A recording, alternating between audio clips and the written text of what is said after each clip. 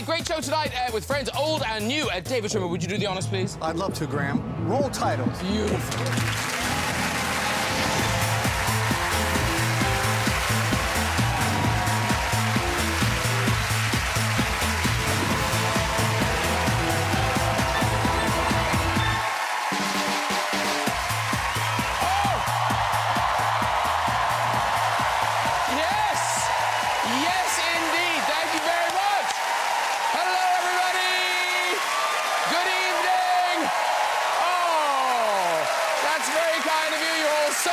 Show. Great guests waiting backstage.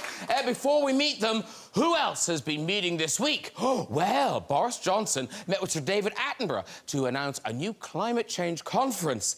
As a meeting of minds, the world's greatest naturalist observing a golden-crested tit. Yeah. They discussed the impact of climate change on some of the world's most exotic creatures, like this one.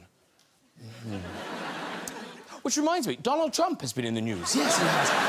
President Trump has been acquitted of his impeachment charges. Now, it meant he was in confident mood at the State of the Union speech. That's the House Speaker, Nancy Pelosi, behind him there, thinking, I wonder if there's a subtle way I can show Trump what I think of his speech. Yes, there was. She actually ripped up Donald Trump's speech. And like, those are two things you don't often hear in the same sentence. Donald Trump and ripped.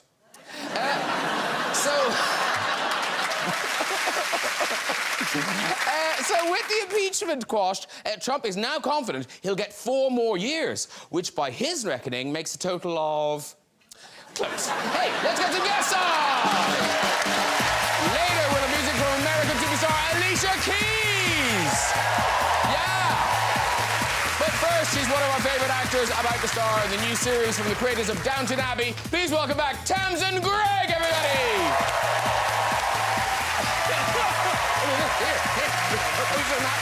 Okay. Good, Tamsin. Good, Tamsin. Hello, darling. You look so slinky and stylish. Thank you, thanks. We have the 2 stars of the hilarious new sitcom Intelligence. One is the writer and creator of the series and a rising star of British comedy. The other is simply a sitcom legend. It's Nick Mohammed and the great David Schwimmer!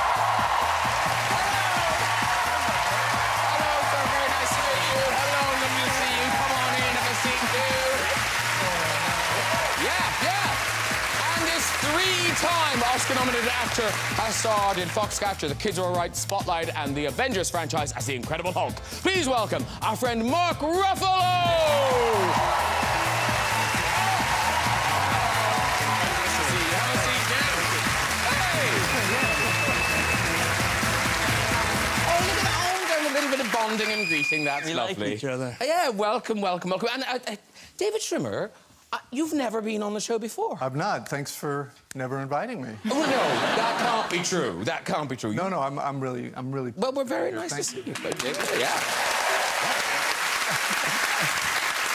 And here's a weird thing. You don't meet many of these people. David Schwimmer, you are sitting next door to a unicorn. Mark Ruffalo, tell David an interesting fact about yourself. You know the fact. I come from Kenosha, Wisconsin. That's one of them. No, you've never seen Friends, have you? I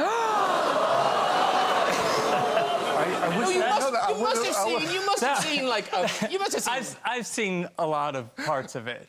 It's not. No, it's not you. It's totally it's fine. me. It's not, but that must be rare. It is. It's. I think I'm the only one Okay, in this I've got an audience. admission to make, OK? When I was sent the script of episodes, and I read the first episode of episodes, and it said, and who's going to be in your show? Matt LeBlanc. And I did have to Google him. No. So, yeah, we're I'm so sorry, David. It was only supposed to be one person, and then the rest of the show was just going to be bigging you up. You've seen it, right? You've seen Nick, do you know who he is? Sorry, which sitcom is this? Okay, I'm going to get a DVD set to I appreciate it. Listen, let's start, ladies and gentlemen, with our movie of the night. Mark Ruffalo brings us Dark Waters. Now, this is out on the 28th of February, and it's an extraordinary true story of a kind of cover-up in corporate America that I didn't know. Do Americans know this story? No. OK, so tell us about the story and who you play, because he's sort of an unlikely hero in this story. Yes. It's about a lawyer, a chemical defense lawyer, a corporate defense lawyer, who hears from a farmer that he knew when he was a boy that his cows were dying and that he thinks it's DuPont's landfill that's killing them. And he says he's going to help this guy out because he's a family friend. And he basically uncovers probably one of the biggest criminal corporate crimes in history, where DuPont has poisoned all of us in the whole world. We all have these chemicals in us now. Because it revolves around the chemical in Teflon, right? Yes, it's the chemical in Teflon, but it's in all of our stain-resistant carpeting, fabrics, water-resistant eye makeup. It's everywhere. Spoiler. Should we just end the show? No, the statistics at the end of this film are mind-boggling. Yeah. This guy is one of the most beautiful, heroic people. He lost, I mean, any kind of promotions. He gave up his salary. People hated him for this work, and he is just the most generous, beautiful guy who did such a great service for all of us. And you're not just saying that because I think, is he here? Is he? No, he is, isn't he? Rob Ballot? Is it Ballot? Ballot. Yes. Hello, sir. Will you stand up, Rob, please? He hates this.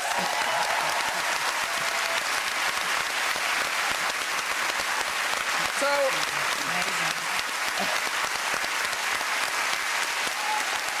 yeah. And this is one of those extraordinary things, Rob, that sometimes happens to people, that you end up being in a movie. But what struck me watching the... So your wife is also in the movie. Because you have rows in the movie. Like, so, was that okay? Was that okay at home? Absolutely, yeah. Is your wife with you? No. No, okay. There we leave Rob Ballot in the audience. Is this the work you're still doing, Rob? Yes, yeah, it's still going on. People still bringing cases against DuPont? Yes, and it's spread all over the planet at this point. It's in the water everywhere. It's in everyone's blood in this room. Everyone's blood on the whole planet. If this was a different channel, we'd go to commercial now. Maybe you could go to a commercial. Yeah, where we could sell some cleaning products. But listen, I'll tell you what, a good clip. This is you talking to your wife, played by Anne Hathaway, the great Anne Hathaway. That's right. And it's you kind of railing against the injustice. It's not going your way. They can't go back on everything. Well, they're a titan of industry. I mean, they can do whatever the hell they want. Nothing else matters. They can fight you all they want. It doesn't take away from what you've done. Of course it does. That's exactly what it does. They want to show the world it's no use fighting. Look, everybody, even he can't crack the maze, and he's helped build it. The system is rigged. They want us to think it'll protect us, but that's a lie. We protect us. We do. Nobody else. Not the companies, not the scientists, not the government, us.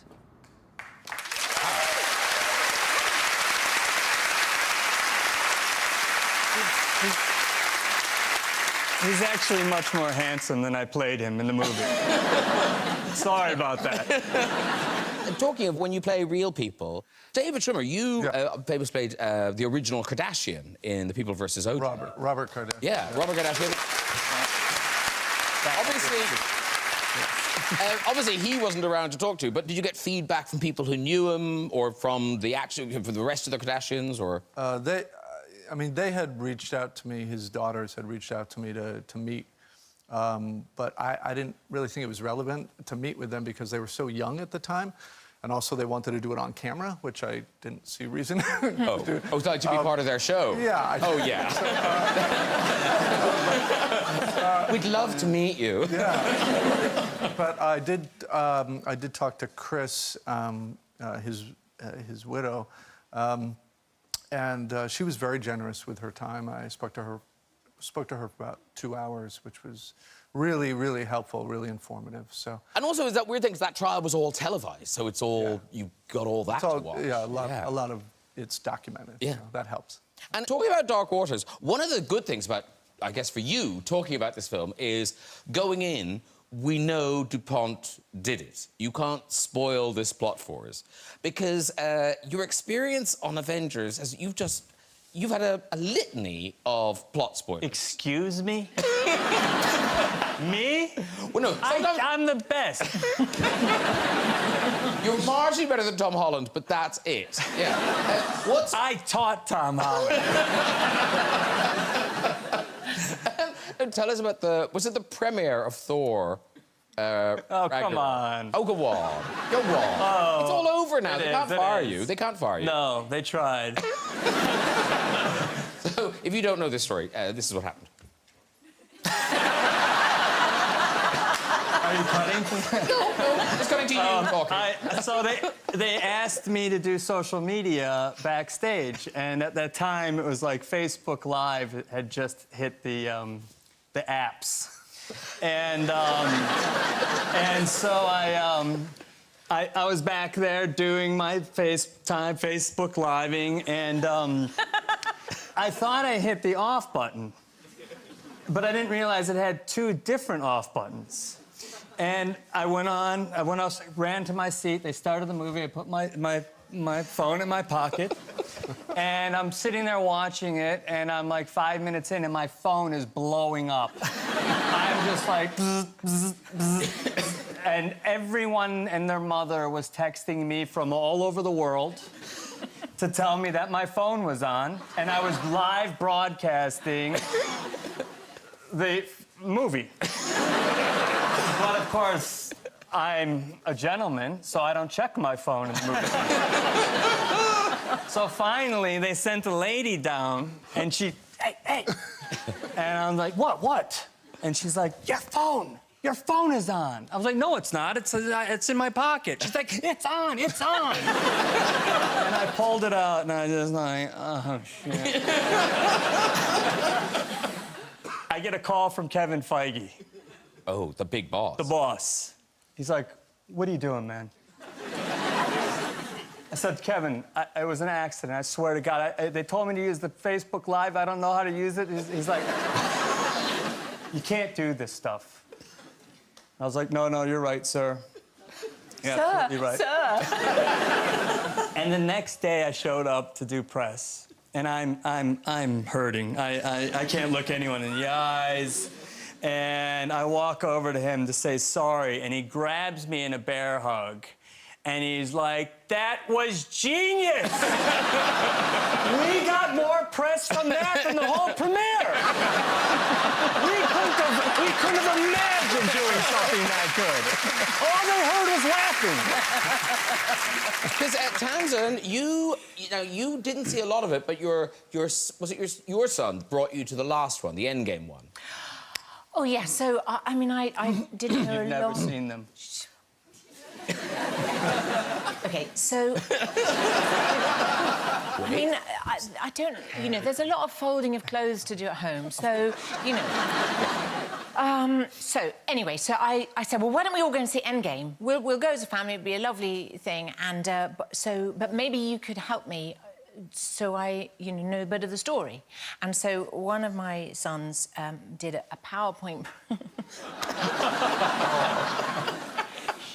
Oh, it was so brilliant. He did a PowerPoint presentation of the whole story up to the end of Infinity War and went through the whole thing. He's a mathematician. He's very direct. He'll sit there and think, you go, what's the film about? And he'll tell you in one sentence. He's got this incredible brain. So he did this PowerPoint presentation and then a little quiz at the end just to test that we were listening. And I got full marks on the test. You did? Yeah. Wow. But it's because, why he did it is because he knows that if we were in the cinema, I would be the one going, so what's the, what's the guy in green? Why is he so angry? So that's why he did his PowerPoint presentation. It was very helpful. Because I feel, Nick, you can't prejudge people, but you seem to me like the sort of person who would be a big fan of these films. Wow, you're such a stirrer. That's a nice thing to say, right? It's a very nice thing to say. I mean, Don't come at me, Mark Ruffalo. You're in them. I'm saying he looks like someone who would love these films. You're going, don't be so rude. Yeah. What are you talking about? You know he hates them. Oh, you don't? do you like them? No, I've just never seen them. You'd love them. You'd love them. I would like them. Yeah. I think that, and I'm not just doing this because of what you did to No, David. it's okay. I didn't do that to him. True. Yeah. It wasn't to you. No, I just don't know where to start now with them. What should I start with? With my Beginning, son. the beginning. Right? You're under my son's... There's already a PowerPoint presentation getting you right up to speed. This might sound like a stupid question. Is Endgame the last one? It's the most recent one. Where's my phone? You're not going to do... Are you doing more of them? I don't know.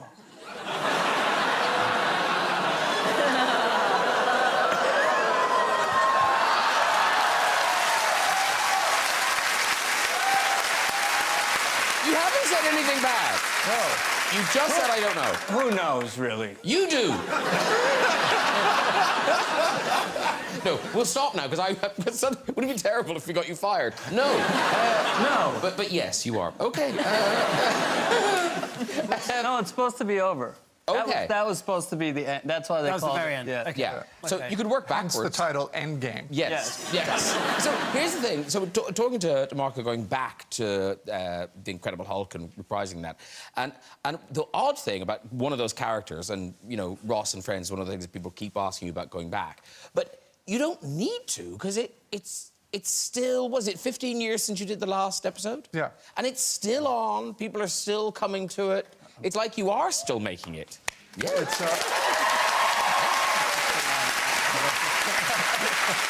it must be the weirdest thing. yeah, it's very similar to being a superhero in some of the biggest movies in the world.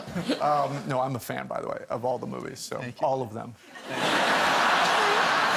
I'm gonna watch them all tonight. Yeah. Binge watch. Yeah, no, I mean, we're both surprised, the whole cast, just really surprised and also overjoyed that the show is still finding an audience and younger generations are finding something fun about it. Really. But also, you must meet people who are so young and like they're watching for the first My time. daughters. My daughter watches it. Well, that you would Yeah. think that's like a fun Wow. father-daughter activity.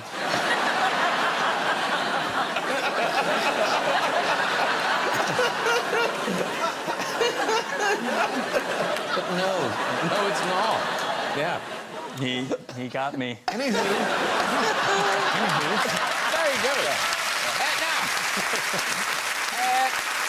Nick and David bring us a new sitcom, Intelligence. It's on Sky One from Friday the 21st of February. Also available on Now TV and as a Sky box set from that date.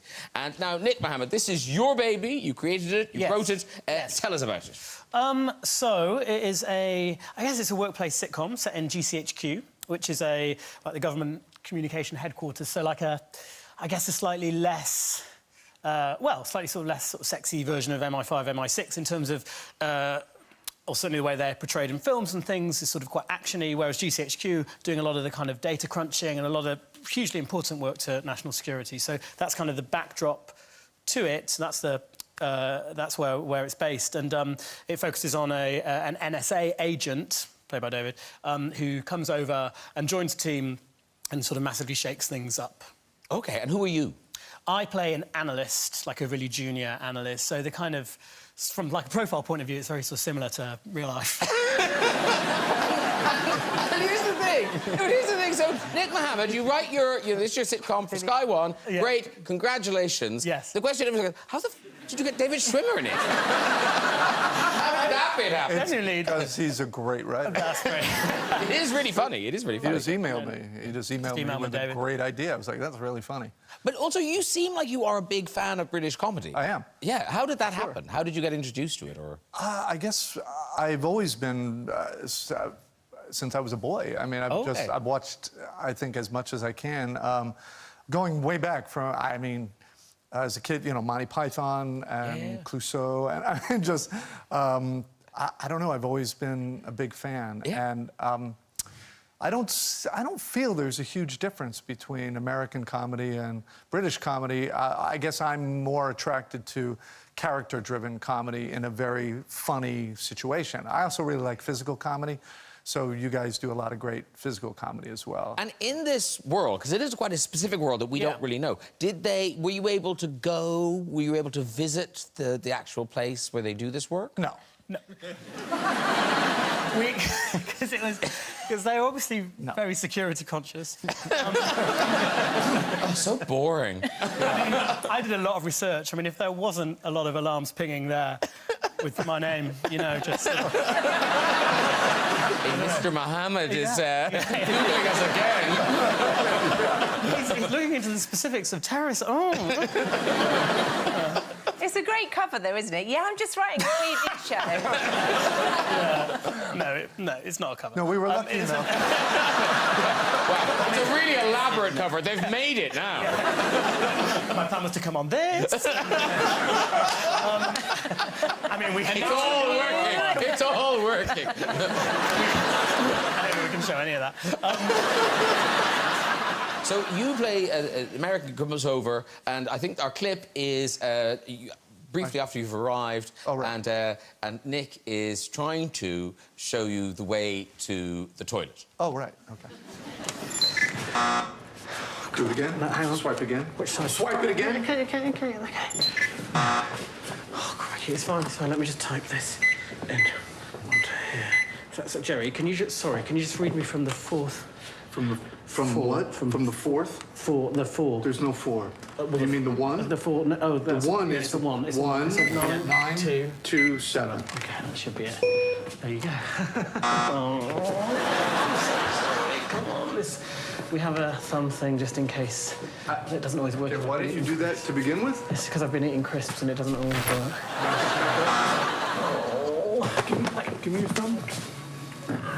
What's wrong? You're very small. Okay, there you go. Okay. Fine. Oh, for crying out loud. I'll do the retina thing, it's fine. Come on, man, I'm telling you. Stop doing like that. Hang on. So I've got a lazy eye, so sometimes Can you lift Go.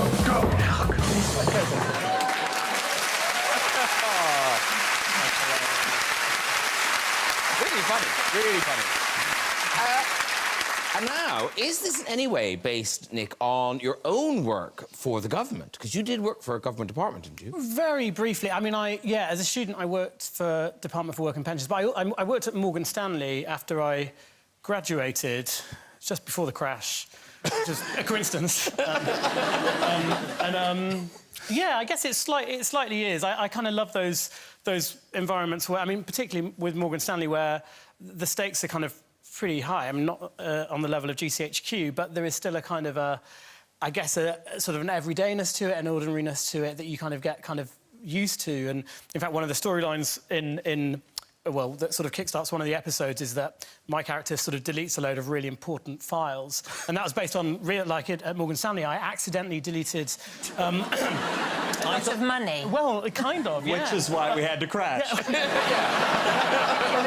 I think it was important enough that when I left, they mentioned it in the leaving statement. I thought it was fine, but they were basically automatic trade, so effectively like standing orders. And I thought that I was just playing around with what I thought was a mirror server, so that if I deleted them, it wouldn't really matter because it wasn't like real world. It just sort of reflecting what was really going on. But I was really deleting them, so it was pretty, yeah. OK. I think, long story short is, we're very glad you're now working in comedy. Yeah. We can all breathe a sigh of relief that you found your niche in life. That's all You good. turn the TV on to watch it and it's not there. It's because you've gone delete. The thing is, you know, we all do other jobs when we're starting out, and lots of people do the classic catering. David Schwimmer, you went one up from waiting tables. You did waiting tables with a little bit extra. I waited tables for a long time, about 7 years, but my first gig was as a roller skating waiter at this. was good. And it was at this really cool place in Chicago. Really cool. It was. It was called Ed DeBevick's. I worked at Ed DeBevick's. In L.A. when they opened it. That's right. They opened one in The L.A. stars that came out of this place. Because you had to play a character. Yeah, I was Romeo. I was Frankie. You roller skate as well? No. Oh, so only Romeo roller skated? Was that your thing? Well, in Chicago, they had roller skating. Oh, later. right. So, and I was roller skates and I was serving all the outdoor tables. So there was a huge parking lot and a pretty wide sidewalk with tables lined up like picnic tables where families would come and you'd make not very much money with minimum wage in the States, as you're aware, but you made a lot of money by performing stunts. So I would like line up people's kids and they would like, kneel next to each other in a line. I could probably jump over 3 or 4 at a time. I'm serious. And then I would say, hey, you guys want to see it? The parents were like, yeah, go for it. And I would just take off down the street and jump all over, over them and then kind of like skid to a stop, and then I'd get, all these fancy tips from doing it. But you had to play a character, and my character was like Romeo the Romancer. He was kind of based a little on Travolta in, Grease or something. You know what I mean? It was a 50s diner, so I had a big pompadour and, bigger muscles at the time. Is this from that time? Is this when you were Romeo? No. Oh, man. That was a whiff of Travolta. I had that earring. I had that earring. That screams Romeo. Yeah, no, but my hair was not as long as that. It was more of a pompadour. But, okay. Yeah, similar embarrassing time. And now, is there a reason why they didn't transfer the roller skating to the new branch in LA? I don't know. But wasn't there a story where somebody's stunt went wrong and they stopped the roller skating? They're really lawsuit happy there. I have no idea. Is that? Did you ever go to the LA at DeBevick's? No, I think by the time I got it was gone. It was gone. Yeah, it's too bad. Rob Ballard is doing a class action of people who got hit by roller skates. That's your next movie. That's your next movie. Yeah, dark catering.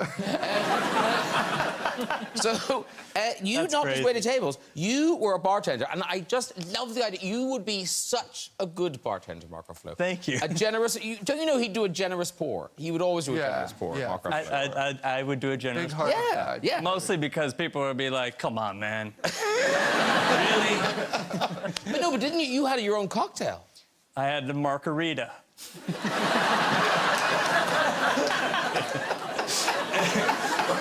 And You could have gone with Ruffalo, but no, margarita. But I ended up having, I'd start early and I'd have my Thursday night crowd. Yeah. Partially because, and I'm sorry, Sean McPherson, wherever you are, I gave away a lot of free drinks. It wasn't a great quality in a bartender. But you were good dealing with drunk customers, which is I had to deal with a lot of drunk people, yes. And sometimes they were not very nice. Oh, no. There'd be nights where I'd be up to my eyeballs in a-holes. I'm saying nothing. Should I keep going? I don't know what it's What do you mean? What? Wait, what? What did I say? Nothing. Is that a spoiler? No. Nothing. Nothing. No. So, no, wasn't there a guy who wanted, wasn't there a drunk guy? Oh, I get it. Yeah.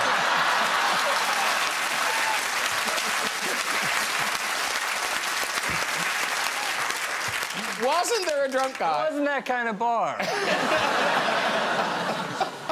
Wasn't there a drunk guy who wanted sambuca? Yes, there was. Okay, so tell us about him. So occasionally, you would get someone who was so obnoxious, and it was the end of the night, and this guy came in, and he's like, all right, and he was wasted, and he was such an a-hole. And he's like, I want a sambuca. I'm like, come on, man. You're doing okay. He's like, give me a sambuca. And... Did he hit his knee like that? I thought, yeah. Give me a Zambuca. I'm like, okay. So I pour him the Zambuca. Light it! I'm not gonna light your drink, man. I don't like drinks. Okay, you wanna light your drink, you light your drink yourself. Light it! Okay. I light the drink. He takes it. And it goes all over his face, dripping down his face, blue flames everywhere. And I'm trying not to laugh. And he beats the hell out of himself to get it out. Give me another! Oh, sure thing. You want me to light it for you? Yes! Same thing all over again. It was one of the greatest nights. I sort of like him for having another one. I loved him. He walked out with like a flaming red goatee. Oh, that brings back a really painful memory. It was you? No.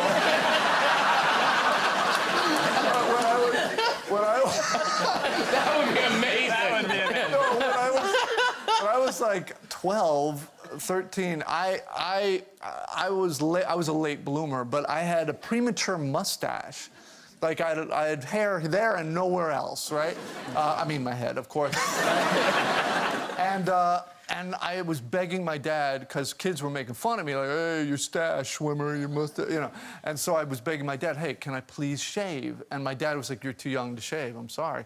But I I took matters into my own hand, and I borrowed some of my sister's Nair. Oh, no. And for those of you who don't know, it's like a chemical hair removal. We got an Imac, I think. Imac. Imac, yeah. Oh, okay, so I put it on my lip, but I left it on too long.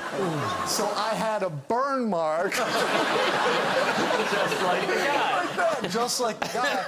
Only it was, you know, I had to then go to school, and everyone knew I had tried to take my hair off, and they're like, what the? And so all these other names. So I'm sorry to relive that trauma, but I want to share that. So. Very good. Moving on.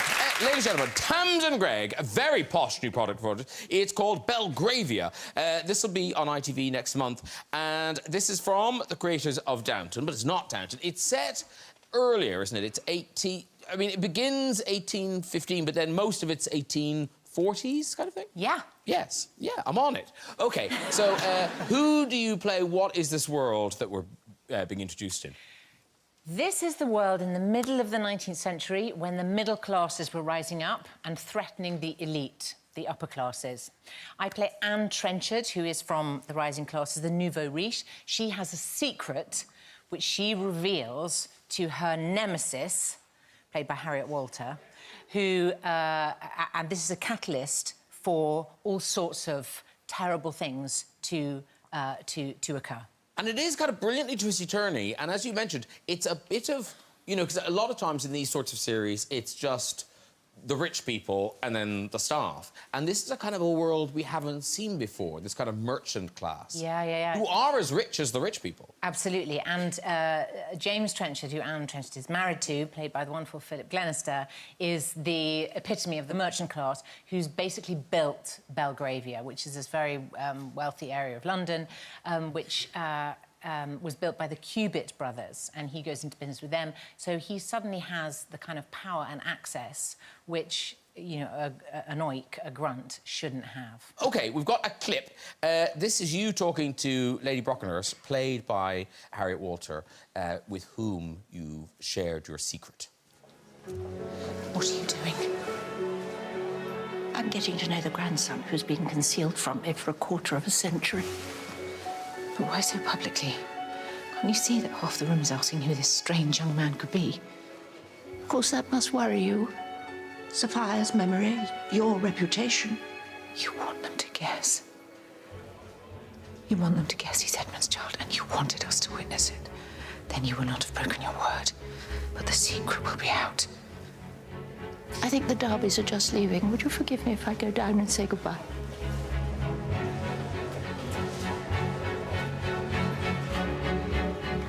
Ooh. It's so good. You're great in it. Really, really good. And it's one thing being recognised for, you know, a huge sitcom or a big movie franchise, but Tamsin Greig, global recognition from a radio show, the Radio 4, The Archers. Yeah, for my voice, yeah. Yes. Now, I don't know, Nick, you must know The Archers. Yeah. So what do you like? No, I just know. Yeah. You guys, do you know The Archers? Do you know of The Archers? Sure. No, how do you? It's the everyday. It's an everyday. What is it? Everyday rural. It's an folk. everyday tale of farming folk that was started in 1951. It was a radio show. It's a continuing drama. It's been going since then for more than 60 years. Who do you play? So I play a character in that who's a farmer.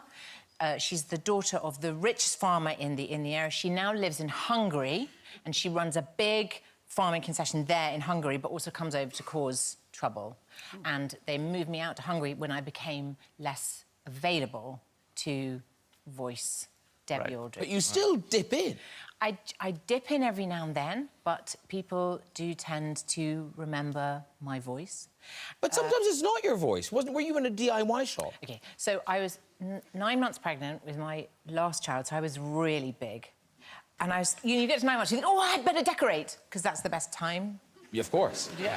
So I was on my hands and knees, trying to get some paint from the bottom shelf, right at the back. So my big, pregnant arse was right up in the air, like going down like that.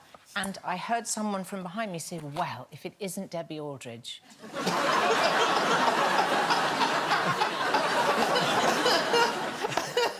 Which is the name of the character that I play. And, on the radio. On the radio. But you still... Who was the guy? The guy? I had no idea. Oh, it's just a random person. He just... I don't know... A fan. He was a fan. How did he recognize you, seriously? I don't know. Was it because of the... Arse. Oh! Did the character... Was she known to have a... No. No, I don't know how it happened. You really haven't listened to The Archers. They don't discuss Debbie's arse. Can you imagine them singing, oh, Debbie's arse? Not that kind of show. It's not that kind of show. But you still go up to Birmingham to do it. And now, do you still drive yourself? I used to drive a lot, just go up and down. And I'd planned it perfectly. I had to leave the house at 8:30 to get to the recording studio, which was 2.5 hours away in Birmingham at 11 o'clock. And so I parked my car outside the house where I was living in, which was on a single yellow line, which means you can only park there until a certain time. I thought that was 8:30. I parked it there. At about 8:15, I heard this noise outside, and I thought, it's not the bin men today. The garbage collector. Yeah. Very good, very good. Yeah, that's what that is. Yeah, bin men. So I said, it's not a bin day. What's that truck? I looked outside, and my car was being put on the back of a tow-away truck because I was only allowed to park there until 8 o'clock. And it was, I know, people are tutting for me. That's the real British way. They go... Cup of tea, dear. to get over the loss of your car. And so I rushed outside, and I was saying to the guy, the car is sort of swaying about this, and I said to the guy, what I wanted to say was, I have to drive to Birmingham now to do my job. Please, could you not take my car, because I will lose my job. I was panicking, and what I said was, you can't do this to me. I'm in The Archers. Were the Archers fans? Yeah, the guy looked at his mate, he goes, put the car on the fucking back. Very good. OK, it's time for music. This 15-time Grammy Award winner has been writing songs since the age of 12, including hits like Falling, Empire State of Mind, and Girl on Fire. Here performing her new single, Underdog. Please welcome Alicia Keys!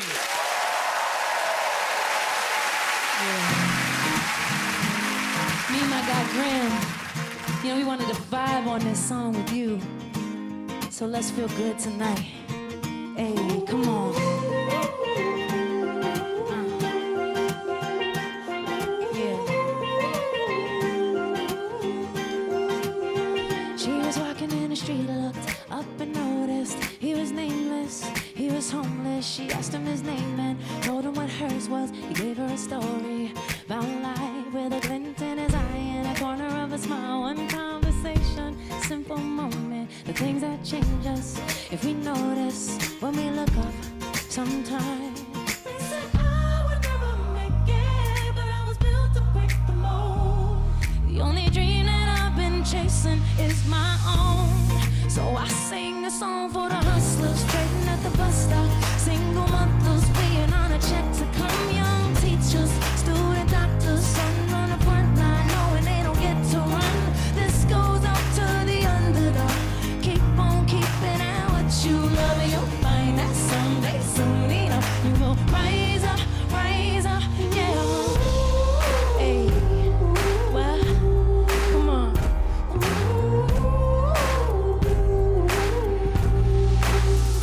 She's riding in a taxi back to the kitchen, talking to the driver about his wife and his children on a run from a country where they put you in prison for being a woman, speaking your mind. She looked in his eyes in a mirror and he smiled. One conversation, simple moment, the things that change us if we notice when we look up sometime. They said I would never make it, but I was built to break the mold. The only dream that I've been chasing is my own. So I sing a song for the hustlers trading at the bus stop, single mothers waiting on a check to come, young teachers, student doctors, sons on the front line knowing they don't get to run. This goes out to the underdog. Keep on keeping at what you love and you'll find that someday soon enough you will rise up, yeah. What? Hey, huh? Let's feel it. Everybody rise up. You gonna rise it. Hey, I sing a song for the hustlers, single mothers. Say you're gonna make it. This goes out to the underdog. Keep on keeping at what you love. You will rise up, yeah. Yeah.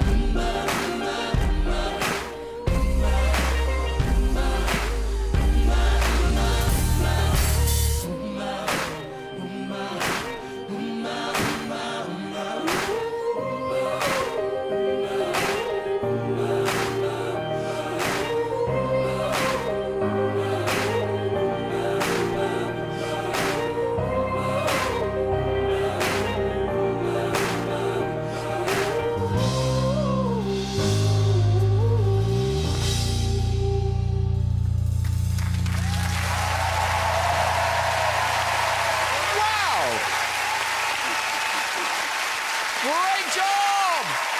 Alicia Keys, everybody, and her band. If I can just come on over and do.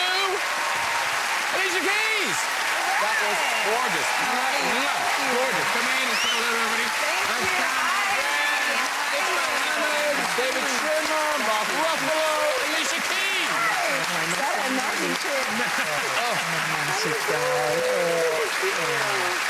Legend. You're amazing.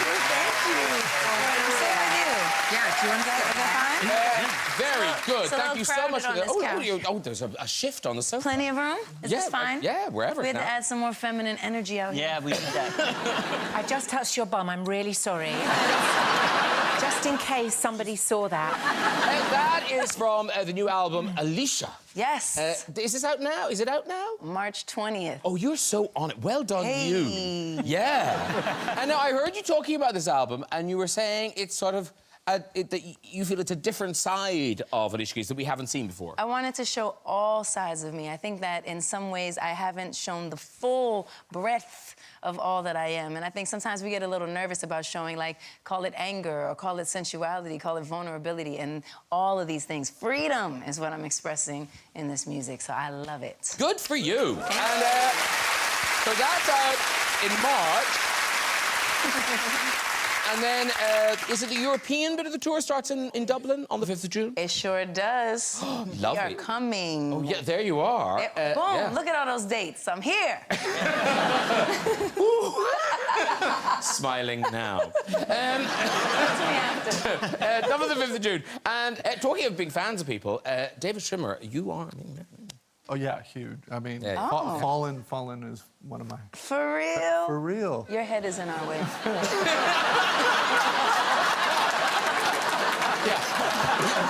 Are you in concert in London, I assume, this summer, then? I am. I'll be there. All right, because I'll be there. I'll be in 100% Manchester, I'll be in London. You come to all of them. Come to Dublin, too. Come to Germany. Come wherever you want to I'll be in London. Although a very big fan. You know, he has things to do. He's busy right now. Listen, good luck with the tour, the record, and thank you so much for that 5 minutes performance, Alicia Keys! Right, that's nearly it. Before we go, just time for a visit to the big red chair. Who is there? Ooh. Hello, hi. Hello. Hi, what's your name, sir? My name's Nick. Nick, lovely. And where are you from, Nick? I'm from New Zealand, but I live here. Oh, you live here? Until next Wednesday. What do you do here? I'm a paramedic. A proper job and everything. Yes. We're glad you're here. Important. Yes, yes. OK, off you go with your story, sir. So when I was a paramedic back in New Zealand, one Sunday afternoon, I went to a guy that chopped 3 fingers off from the lawnmower. Ooh. And we packaged his hand up. We had to look for his fingers in the bush and the hedge and everything like that. And we rushed him to hospital, because if they get to hospital in time, they can reattach the fingers. And on the way to hospital, I said, "You're 40 years old. How do you know not to put your hands at the bottom of a lawnmower?" And he said, "I was driving home this afternoon, and I saw that a guy had picked up the lawnmower, turned it on his side, and walked across the front of his hedge." And he said, "That's a brilliant idea. I need to do that." So he did his lawns, and then he did that. And as he turned up to hospital, we walked into resus to see the surgeon, and we walked past another person, and he said, "Hey, that's the guy I saw doing the lawnmower." And he cut off 3 of his fingers as well. You can walk it. Walk. You made it. Good. OK, that really is all we've got time for. If you'd like to have a go in that red chair yourself and tell your story, you can contact us via our website at this very address. Please say a huge thank you to all of my guests tonight. Alicia Keys, everybody. Tamsin, Greig. Mohammed. David Schwimmer. And Mr. Ruffalo. Join me next week with singer-songwriter Sam Smith, comedian Alan Carr, superstar Oti Mabuse, actor Anna Kendrick, and the one and only Justin Timberlake. I'll see you then. Good night, everybody. Bye.